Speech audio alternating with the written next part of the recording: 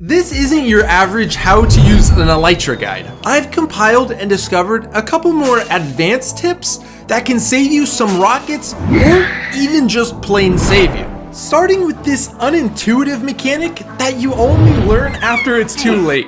Not looking down usually just helps to calm nerves, but here it could save your life.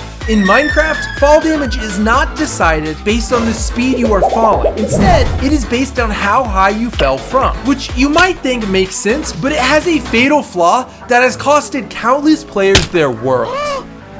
Are you serious? To take fall damage while flying, the game still needs a height that you started falling from. So it's decided based on how high you were when you started looking downwards, or descending. And if you're still considered descending when you hit the ground, you'll take the same amount of damage you would have if you had just dove straight down. Thanks to this bug reporter, we can safely estimate this angle to be anything past 38.8 degrees, which you can see on your F3 screen.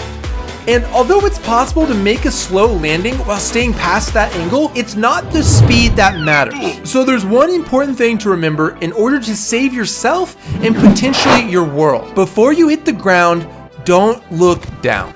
Now that we have made sure you won't have any surprise deaths, we can move on to a very skillful technique that will allow you to fly infinitely without rockets in survival Minecraft. I've made a video before about using a bow with punch 2 and how you can shoot yourself to fly infinitely, but it's been made super difficult and also has some other kind of obvious issues. So this one is a lot more elegant, as it only requires you, your Elytra, and some precise movement. Now it's been around since Elytra came out, but they've made it tougher in recent versions, so it will definitely require a bit of practice. For this to work, you'll have to fly at exactly 40 degrees downward to accelerate. So I'd recommend you turn on your F3 screen and it will be this number right over your head. And once you've built up some speed, you then look upwards to negative 40 degrees. And if you timed it right, by the time you slow down and start stalling, you can be up to 2 blocks higher than where you started, which may not sound like a lot, but even being at the same height you started at still means that you could repeat this infinitely, or at least until your Elytra give out. We've covered that fall damage with Elytra isn't based on speed, but kinetic damage on the other hand is. And what that means is that despite what some believe, feather falling makes no difference when you slam your head into a wall. However, using protection 4 on all your armor will cushion the blow. But there is a way to negate it entirely. Just because you can't wear Elytra and a chest plate at the same time does not mean that you need to make a choice between them. 1.19.4 made a small but crucial change to that dynamic.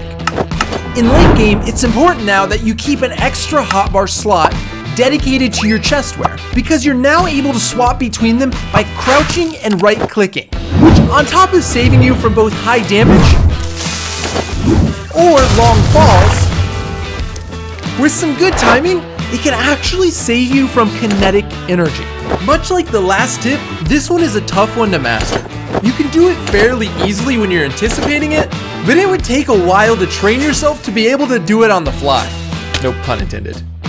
Because not only do you need to crouch and switch to your chest plate, you then need to crouch and switch back to your Elytra, and then click spacebar to activate them before you land on something and take fall damage.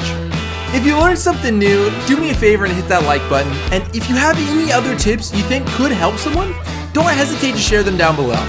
Either way, thank you for watching.